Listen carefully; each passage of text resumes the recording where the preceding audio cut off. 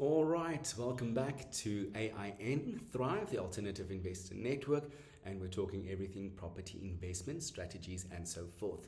We are going to go into the next strategy called short-term rentals or Airbnb, and we want to just sort of emphasize that every property investment strategy has got its own risks but also its own rewards. So we need to always make sure that we use the same due diligence methods and homework that we can in order for us to make money from each property investment strategy. All right, so Airbnb. How familiar are you with Airbnb? Let's quickly think. All right. Short-term rentals are actually one of the strategies that you have that can make you the money at the fastest point of time. All right. So with some properties like buy-to-lets will over the long run yield some great equity and growth. With short-term rentals, you can actually start making money quite soon. And that's why it's such a popular way to look at property investment. All right, so let's dive in. So Airbnb, so it was started in 2008 by two designers in India. They were literally online gaming, and someone asked, listen, I need a place to sleep. Can someone just help me? There's no accommodation. And they said, yes, we've got an air mattress. And that's how Airbnb was born. All right, so, and that's why Airbnb is such a great platform.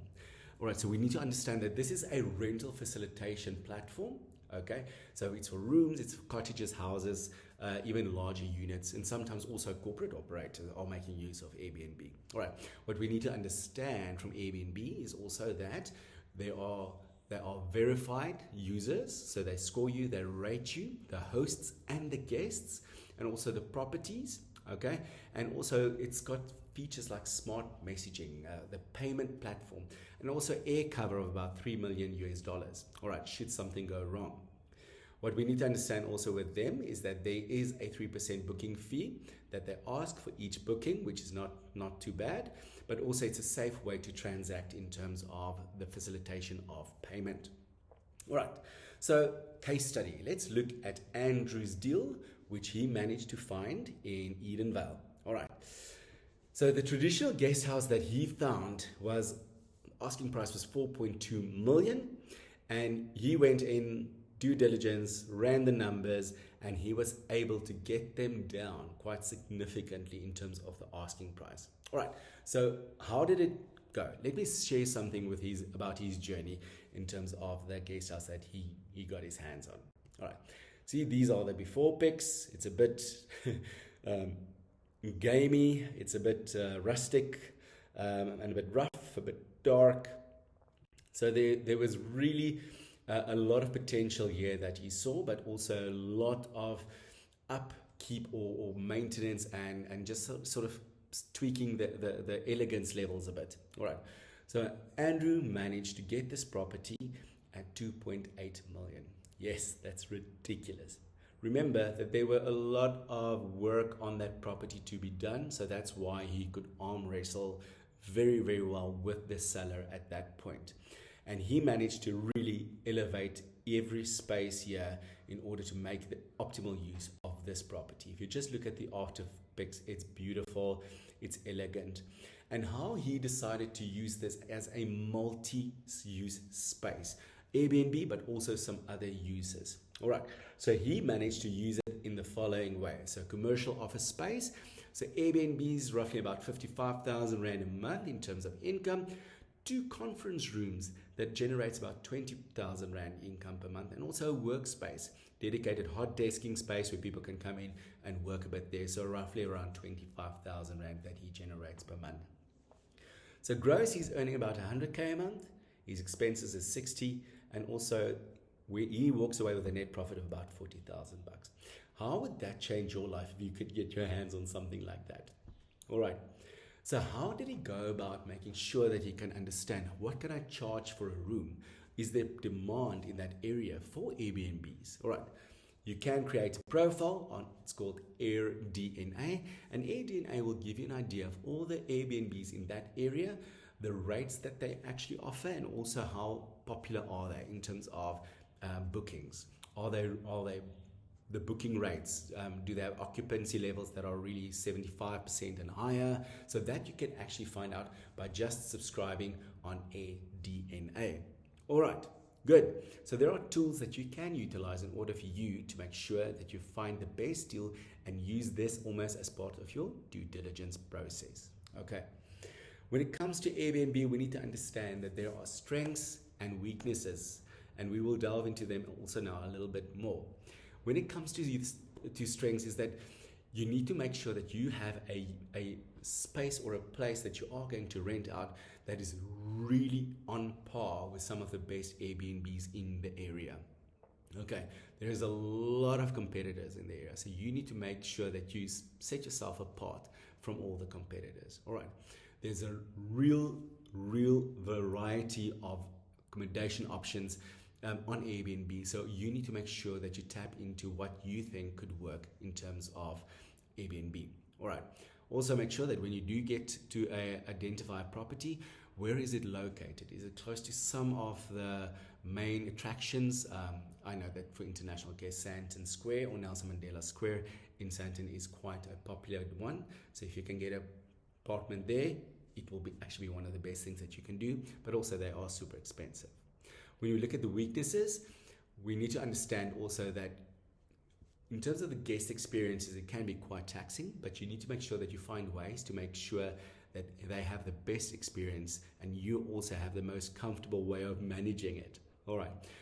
Some properties also sometimes lack updated interiors, and also what you promise on the website, the photo that they see.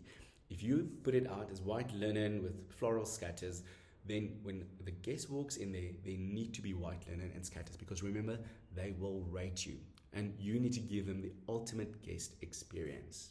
All right, let's quickly move in to the strengths that we need to keep in mind. This is a basic SWOT analysis. So we're looking at proximity, so location. So Sandton Central is also, and also Gautrain stops close to Sandton. Sandton is also quite popular. All right. The demand, where is the demand? Are we going to have an Airbnb in the rural areas of our country? Not really, doesn't make sense. There's no demand for it. But if it is in popular places and spaces like tertiary institutions, major hospitals, schools even, those are sort of the properties that you can look at in order for Airbnb and being successful at it. And also being able to cater for a diverse guest experience. All right, things like, is it wheelchair friendly space? Is it something that could work for someone with the journeys with a disability? All right, some opportunities. Is there a demand for it? If there is, then you need to capitalize on that. All right, there also might be some seasonal variations. I know Cape Town, for one, is really an ideal example for this. All Decembers are the most popular time for Cape Town, and you cannot really find an Airbnb there if you're not quick. So, and also at the best price. So there are definite opportunities there in terms of seasonal variations. Weaknesses is also, there's a lot of costs that you need to cover up front to make it work. And also there are some regulatory challenges that are going to start emerging. They want to limit the amount of Airbnbs that can occupy in a certain radius kilometer. So those are some of the things that we need to look at. All right. Competitive market, the presence of other Airbnbs, how would they steal business from you, or how would they distract from your marketing? All right. And also economic factors like fluctuations in tourism and business travel due to economic conditions. I know that we have a weak rand for international tourists. It's always a good thing, but it can also be a threat. And are things like a COVID pandemic, how would that affect your business? All right, but when it comes to Airbnb, you can get this set up in the shortest space of time and start making money from it as quick as you possibly can. All right, specifically if it's also a rent to rent, you can talk to the landlord to rent the space from them and then market it as an Airbnb. So you do not have to buy the space, but you'll have to make sure that you sign the lease in your name, you get permission by the body corporate of the complex or their building that you can market this or utilize this as an Airbnb. Believe me, some landlords are happy to know if they can get the monthly rental in, they are happy for you to take care of that place. Run it as an Airbnb because it's always need to be immaculate, clean, and tidy.